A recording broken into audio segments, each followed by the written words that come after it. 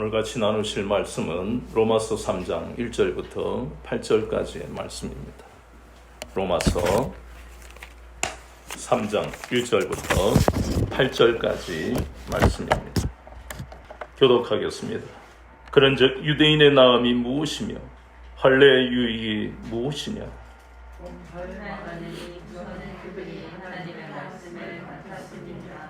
어떤 자들이 믿지 아니하였으면 어찌하리요? 그 믿지 아니함이 하나님의 미쁘심을 패하겠느냐? 그럴 수 없느니라. 사람은 다 거짓되고 하나님은 창조주라 할지어다. 기록된 주께서 주의 말씀을 용감을 얻으시고 판단 받으실 때에 이러하시리라 함과 같으니라. 그러나 우리 불의가 하나님의 의를 드러나게 하면 무슨 말하리요? 내가 사람의 말하는 대로 말하노니 진노를 내리시는 하나님이 불의하시냐? 결코 그렇지 아니하니라. 만일 그리하면 하나님께서 제 세상을 심판하시리요. 그러나 나의 거짓말로 하나님의 참되심이 더 풍성하여 그의 영광이 되었으면 어찌 내가 죄인처럼 심판을 받으리요? 또는 그러한 선을 이루기 위하여 악을 행하자 하지 않겠느냐? 어떤 이들이 이렇게 비방하여 우리가 이런 말을 한다고 하니 그들은 정죄받는 것이 마땅하니라. 아멘.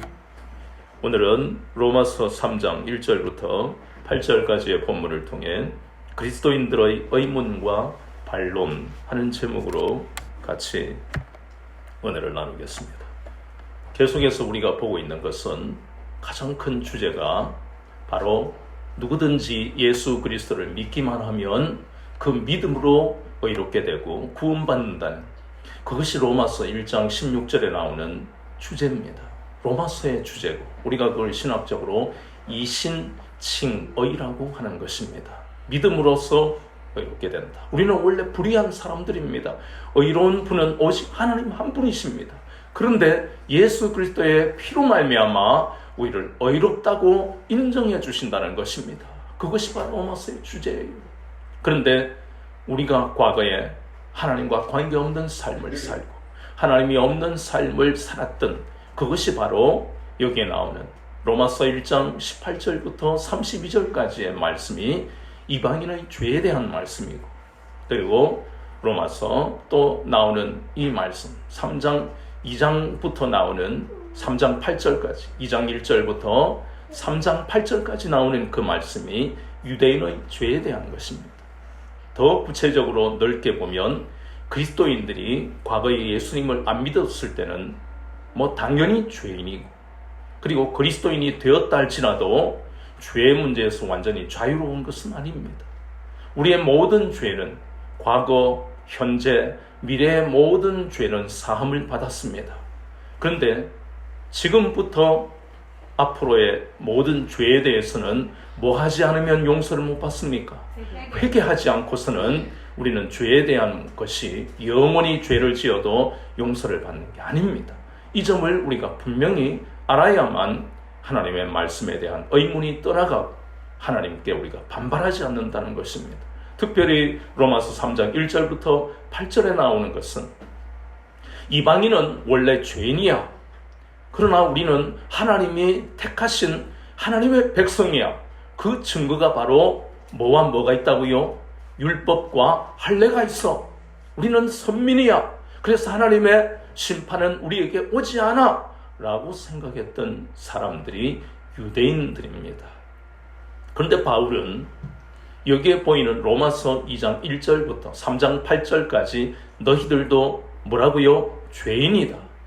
거기에 대해서 오늘 우리가 읽었던 이 내용은 굉장히 심오하고 어려운 내용이지만 쉽게 말하면 그 바울의 가르침에 대해서 유대인들이 반발하고 있는 그 내용을 구체적으로 4가지로 나타내고 있습니다. 그래서 그들의 반론이라고 보면 됩니다. 그런데 그것이 유대인들의 반론으로 끝나는 것이 아닙니다. 예수님을 믿고 구원받아 하나님의 자녀가 된 이 땅의 그리스도인들도 때때로 이해하지 못할 하나님의 그러한 계획하심과 섭리를 보면서 의문을 가지고 심하면 반발하기도 하는 것을 우리가 생각하면서 이 본문을 깊이 봐야 된다는 것입니다. 그래서 우리는 이 유대인의 반발에 대해서 바울은 그러한 신학적인, 즉 하나님의 계시의 말씀을 가지고 그들의 반론이 잘못된 것을, 그리고 결론적으로 로마서 3장 9절에 보면 이방인이나 그리고 유대인이나 모두가 죄 아래에 있어서 하나님의 심판을 피할 수가 없다. 그 말씀은 오늘날 예수님을 믿지 않는 이방인들이나 예수님을 믿고 살아가는 그리스도인이나 죄에서 돌이키지 않으면 하나님의 심판을 피할 수가 없다. 그 말씀이 바로 로마서에 지금 나오는 말씀들입니다. 첫 번째, 유대인들이 반론을 제기했던 것은 우리는 신의 산 언약을 통해서 하나님의 선민이 되었다. 그런데 바울, 당신은 하나님의 그 언약을 지금 훼손시키고 있는 것이냐, 그렇게 반발하고 있는 것입니다. 물론 하나님은 신의 산에서 이스라엘 백성들에게 출애굽기 19장 5절과 6절을 통해 너희들이 내가 주는 이 율법을 준행하면 첫 번째 뭐가 되고요? 하나님의 소유가 되고, 그리고 거룩한 제사장의 나라가 되고, 그리고 거룩한 하나님의 백성이 될 것이다. 그것은 바울도 인정하는 것입니다. 모든 사람이 인정하는 것입니다. 그러나 그들은 우리가 잘 알다시피 그 율법을 주행했습니까? 그러지 않았습니다. 그들에게는 오직 율법이 있는 것만 자랑하고 하나님은 오직 유대인의 하나님이시다고 오만한 마음으로 그들은 앞에서 우리가 구체적으로 보았던 것처럼 그 선민이라는 그것만 자랑하는 우월감으로 이방인을 무시하고 멸시하는 오만하고 교만한 그런 죄를 지었다고 말씀하고 있습니다. 그리고 또 하나는 그들은 순종하지 않은 불순종과 우상 숭배로 인해서 하나님 앞에 죄를 지었습니다. 거기다가 더해서 하나님은 그들의 죄를 깨닫고 하나님께로 돌이키게 하시려 수없이 많은 선지자들을 보냈지만 그 선지자들을 핍박하고 죽이기까지 했습니다. 그래도 하나님은 어떤 분이시니까? 하나님의 속성 중에 하나가 인자하심과 용납하심과 길이 참으심이 풍성하신 것이 하나님이시기 때문에, 그래서 아들까지 이 땅에 보내셨지만 유대인들은 회개하지 아니하고 그 아들 메시아이신 예수님을 십자가에 못 박는 끔찍한 죄를 지었다는 것입니다. 그래서 그들은 하나님이 주신 그 언약만 자랑하고 하나님께로 돌이키지 않았기 때문에 그들은 마땅히 심판을 받는 것이라고 말씀하고 있습니다. 그럼 오늘날 그리스도인들은 어떻습니까? 우리가 받은 것은 시내산의 언약이 아니지요. 우리는 시내산에 가본 적도 없고 그리고 그때 태어나지도 않았습니다. 그런데 우리가 그리스도인이 되어 있습니다. 하나님의 자녀가 되어 있습니다. 어떤 약속 때문에? 그것은 누가복음 22장 20절에 나오는 새 언약입니다. 우리는 이제 하나님이신 예수 그리스도와 언약을 맺은 하나님의 자녀가 되었다는 것입니다. 예수 그리스도의 피로 우리는 언약을 맺은, 그래서 우리도 영적인 이스라엘이 되었습니다. 구약의 모든 유대인들을 향한 그 약속의 말씀이 우리에게도 유효한 것이 되었습니다.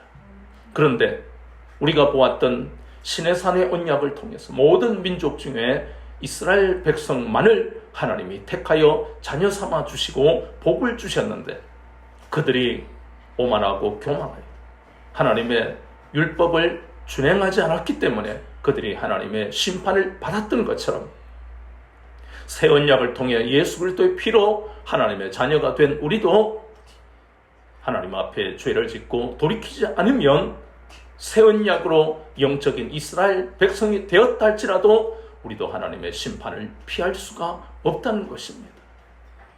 이것이 바로 많은 그리스도인들이 의문을 가지는 점입니다. 이제 우리는 이스라엘과 달라서 예수님을 영접했기 때문에 우리는 이제 은혜로 살아가는 인생이 되었지 않느냐? 맞습니다.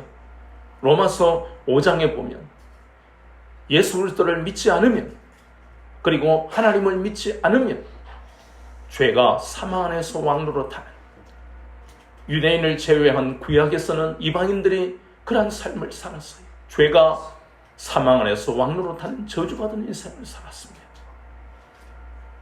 오늘 우리도 그러한 삶을 살다가 예수 그리스도를 믿고 난 다음에는 은혜가 생명 안에서 왕노릇하는 삶을 살고 있습니다.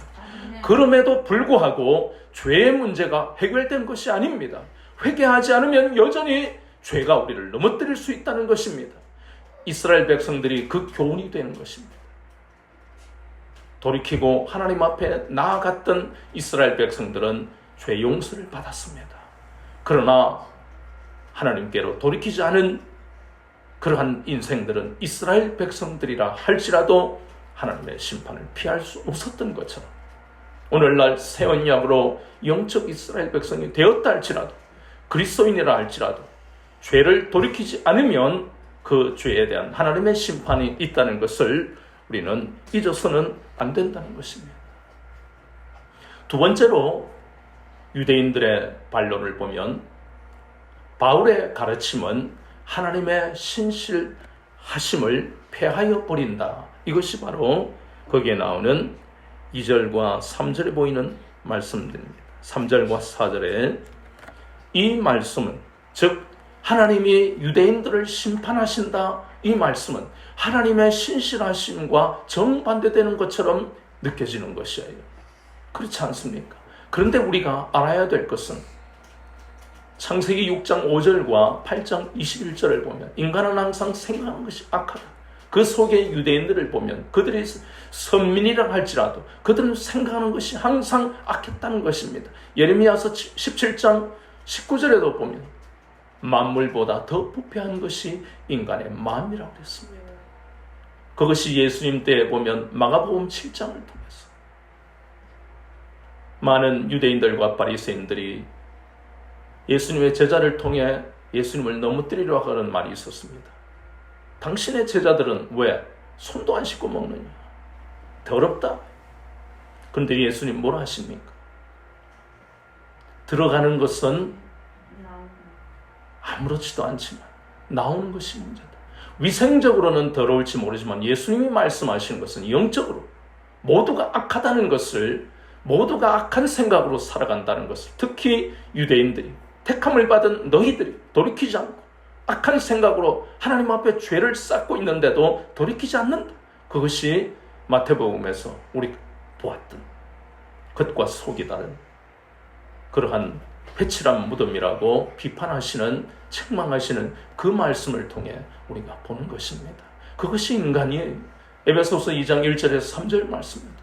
인간은 육체와 마음이 항상 하고 싶은 대로 하고 살아가는, 그것이 우리가 앞에서 보았던 로마서 1장 20절에서 22절에 보면 다 이게 무지해서 육체와 마음이 원하는 대로 자기 욕심에 이끌려서 하고 싶은 대로 하고 살아가는, 그래서 하나님이 내버려 두는 것이에요. 더럽게 살아가도록, 영적으로 육적으로 더럽게 살아가는데도 하나님은 내버려 두시는 겁니다. 그러니 그들은 항상 어떻다는 겁니다? 신실하지 않다는 것입니다. 항상 불의하다는 것입니다. 누가요? 유대인들이. 그런 불의하고 신실하지 않은 그들은 결국에 하나님과 영적으로 단절된 삶을 살았기 때문에 바리새인같이 영적인 스승이라고 유대인들이 칭하는 그런 사람들조차도 이사야서 52장과 53장에 나오는 고난받는 종이 어려운 철학도 아니고 문자 그대로 보아도 알 수 있는 것까지도 깨닫지 못하는 그런 무지가 너무너무 정말 안타깝지만 눈으로 보고도 그 글자가 보이지 않을 정도로 무지한 상태로 살아갔던 그들이 하나님의 신실함을 그들은 믿지 못했다는 것입니다. 그 대표적인 예가 예수님 시대 바리새인들 뿐만 아니고 창세기 12장 10절에서 20절에 보이는 믿음의 조상이라는 아브라함부터 거기에 성경에서 말씀하고 있잖아요. 아브라함은 하나님이 약속의 땅에 가라는 그 말씀에 일부 순종을 하고 약속의 땅에 왔지만 하나님이 분명히 인도하실 것을 약속하신 것이 창세기 12장 1절에서 3절까지 말씀입니다. 너를 축복하는 자를 내가 축복하겠고 너를 저주하는 자를 내가 저주하고 네가 어디로 가든지 복이 되게 하시겠다라고 약속의 말씀을 주셨습니다. 그런데 그가 약속의 땅에 기근이 있는 것을 보고 그 약속의 땅에서 하나님 앞에 기도한 것이 아니고 물이 많고 사시사철 목초지가 풍성한 애굽으로 내려가는 것이 바로 뭐예요? 하나님의 신실하심을 믿지 못하는 불신하는 대표적인 증거라는 것이 창세기 16장 1절에서 4절까지의 말씀입니다. 하나님은 분명히 창세기 15장 4절에서 내 몸에서 상속자가 나올 것이다, 하나님이 약속하셨어요. 상식적으로는 생리적으로 애가 만들어질 수 없는 나입니다. 그러나 하나님이 약속하셨어요. 그리고 그것은 창세기 12장에서 하나님이 그 기근의 때에 그와 그 조카와 그 모든 소와 양을 낙타를 모두를 살리시고 복을 주신 것을 직접 체험을 했습니다. 그럼에도 그는 창세기 16장에서 하나님의 신실하심을 믿지 못하고 그 안에 사라의 종 하갈과 동침하는, 왜 그것이 죄가 되는가를 우리는 깊이 생각해야 됩니다. 왜 죄가 됩니까? 아무 여자하고 잘 수 있지요. 그때에는 아내 외에 일부 다처자에 대한 그러한 레위기의 율법이 나오기 전이었기 때문입니다. 그럼에도 불구하고 죄가 되는 이유가 바로 오늘 여기에 나옵니다. 그런 아브라함은, 사라는 하나님의 무엇을 믿지 못했기 때문입니까? 하나님의 신실하심을 믿지 못했기 때문에 죄가 되는 것입니다. 그러나 그는 돌이켰잖아요. 그런데 이 말씀을 하고 있는 유대인을 향한 이 말씀, 유대인들은 그들이 신실하신 하나님을 믿지 못했고 그것 또 자기중심적으로 판단하는 그러한 죄를 지었기 때문에, 그리고 그들은 돌이키지 않았기 때문에 그것이 죄가 된다는 것을 우리에게 말씀하고 있습니다. 우리가 잘 아는 대로 하나님이 신실하신 증거는 민수기 23장 19절에 잘 나오고 있습니다. 한번 찾아보시면요, 민수기 23장 19절 말씀입니다. 민수기 23장 19절 제가 읽어드리겠습니다. 하나님은 사람이 아니시니 거짓말을 하지 않으시고, 이것이 거짓말을 하지 않는다는 것이 신실하다는 것입니다. 요한복음 8장 44절에 보면 우리는 다 마귀의 자녀였어요. 항상 입만 열면 거짓말하게 되어 있습니다. 불의하고 그렇게 살았어요, 모든 인간이. 그런데 하나님만은 신실하신 것입니다. 더 쉽게 말하면 하나님은 약속하신 것을 반드시 지키신다는 것입니다. 아브라함에게 복을 주신다고 하셨는데 그것을 믿지 못한 것은 아브라함이지 하나님은 아브라함에게 항상 복을 주셨어요. 그것이 창세기 15장 4절이 놀랍도록 21장에서 이루어지는 것을 우리가 보았잖아요. 그래서 그것을 보고 우리는 하나님이 신실하시다 하는 겁니다. 그리고 그뿐만 아니라 창세기 26장 2절부터 나오는 이삭을 향한 하나님의 약속의 말씀도, 내가 지시하는 이 땅을 떠나지 마라, 그러면 내가 복을 주겠다. 그랄 땅에 머물렀습니다. 그랬을 때 하나님은 100배로 복을 주셨어요. 우리가 잘 아는 대로 창세기 28장 15절에도 아브라함과 이삭뿐만 아니라 야곱에게도 하나님은 신실하셨습니다. 네가 어디로 가든지, 과거에 너는 하나님을 제대로 믿지 않았지만 베델에서 하나님은 그를 만나주시고 어디로 가든지 내가 너와 함께 하겠다. 애굽에까지 하나님 가셔서 함께 하셨어요. 이 대표적인 구약의 아브라함과 이삭과 야곱을 향하신 이러한 약속의 말씀이 이루어지는 이것이 가장 큰 증거입니다. 오늘날도 마찬가지예요. 하나님은 여전히 구약 백성들뿐만 아니라 그리스도인들에게도 이 약속의 말씀을 반드시 성취하시는 신실하신 하나님이십니다. 그리스도인들이 왜 의문을 가지고 반발합니까? 어떤 사람은 복을 받고 어떤 사람은 복을 못 받으니까 저라도 의문을 가질 수 있습니다. 그러나 끊임없이 우리가 말씀을 붙들고 기다려야 하는 것은 수없이 많은 믿음의 선진들이 그 약속의 말씀이 성취되는 것을 보았고 체험했던 역사가 성경책입니다. 오늘날도 여전히 하나님은 그 약속을 이루십니다. 그것을 믿지 않는, 신실하신 하나님을 신뢰하지 않는 것이 죄라는 것입니다.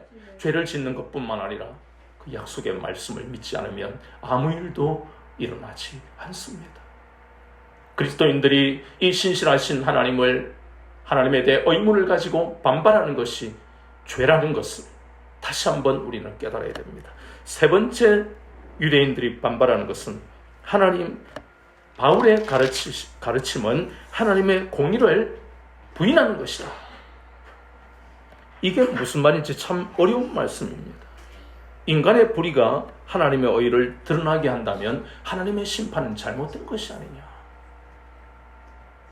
이런 이야기에 대해서 우리가 알아야 할 것은 인간이 약하면서 하나님의 의에 대해서 그것이 심판으로, 불의한 사람들에게 심판으로 이어져야 되는데 그렇지 않는 것을 보고 의문을 가지고 유대인들이 반발하는 것입니다. 대표적인 것이 사무엘상 25장에 보면 이것은요 24장과 26장 사이에서 아주 우리에게 많은 것을 생각하게 합니다. 24장과 26장은 다윗이 사울 왕에게 핍박받고 쫓겨다니고 죽을 위기에 있는데도 불구하고 사울을 죽일 기회가 2번이나 있는데 살려주는 장면이 24장과 26장입니다. 그런데 그 중간에 있는 25장이 우리가 알아야 될 나발에 대한 말씀입니다. 다윗은 화가 났습니다. 자신의 부하가 밥도 제대로 못 먹고 방황하고 있는데 나발의 농장을 지켜주는 수고로움을 다했는데 최소한의 양식을 달라고 부탁을 했지만 그를 비웃고 그렇게 하지 않았습니다. 그때 다윗이 어떻게 했습니까? 그래, 원수 갚는 것은 하나님께 있으니까 하나님이 우리의 신원을 갚아주시겠지, 이렇게 기도한 것이 아닙니다. 다윗이 부하들을 이끌고 칼을 빼들고 나발을 죽이러 갔습니다. 이 다윗의 이 장면과 유대인들이 의문을 가지고 반발하는 것이 똑같다는 것입니다.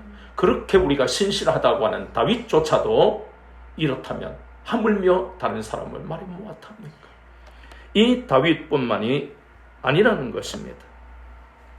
이러한 모습이 또 다른 장면에서도 우리가 많이 보는 것이에요. 특히 요나서. 하나님은 요나를 자기가 원해서 가겠습니다 하지 않은 사람, 억지로 가는 그 요나를 통해서 니느웨 백성이 회개하도록 복음을 전했습니다. 그런데 짐승까지도 회개하고 왕에 이르기까지 회개하는 놀라운 역사가 나타났습니다. 요나서 3장 10절에는 하나님이 그들을 심판하지 않으시는 말씀이 나옵니다. 그러면 요나는 참으로 오묘하구나, 하나님은 너무너무 오묘하셔, 이것이 아니고 어째서 저 하나님의 심판을 받을 저주받은 백성들이 어째서 심판을 받지 않는 것이 하나님의 공의에 대해서 불평하고 또 하나님을 원망하는 장면이 나옵니다. 이 장면이 대표적인 유대인들의 의문과 반발이라는 것입니다. 우리도 마찬가지지 않습니까? 우리는 예수님을 믿고 그리스도인으로 살아갑니다. 때때로 불신자들, 이방인들의 핍박을 받아서 얼마나 괴롭고 신앙생활이 때때로 힘들 때가 많잖아요. 그래서 저들은 하나님의 심판을 받을 것이다, 이렇게 생각하는데 우리가 보았던 그 우리를 핍박하고 죄를 짓고 살아가는 사람들이 원래 교회를 나오고 은혜를 받네? 그러면 우리 감사해야 되는데 요나와 같은 마음이 우리 속에 든다는 것입니다. 그것도 나와 같은 구역에서 새 가족이 되었네? 그러면 그 사람의 과거만 보이는 거예요. 저 사람이 무슨 은혜를 받, 그런 죄를 지면 그러면 그렇지. 이것이 바로 하나님의 공의에 반발하는 것입니다. 그리스도인들이 그렇다는 것입니다. 가장 중요한 것, 우리가 서론에서 보았던 것처럼 가장 중요한 걸 놓치면 안 됩니다. 회개하고 하나님께로 돌이키면 하나님은 동이 서에서 먼 것 같이 그 사람의 죄를 옮겨버리신다는 것을 우리가 망각하면 안 됩니다. 우리의 그러한 과거가 그랬는데 현재의 우리의 모습을 생각한다면 다른 사람의 모습을 보고 우리가 하나님의 공의를 비판해서는 안 된다는 것이 오늘 여기에 나오는 말씀이라는 것입니다.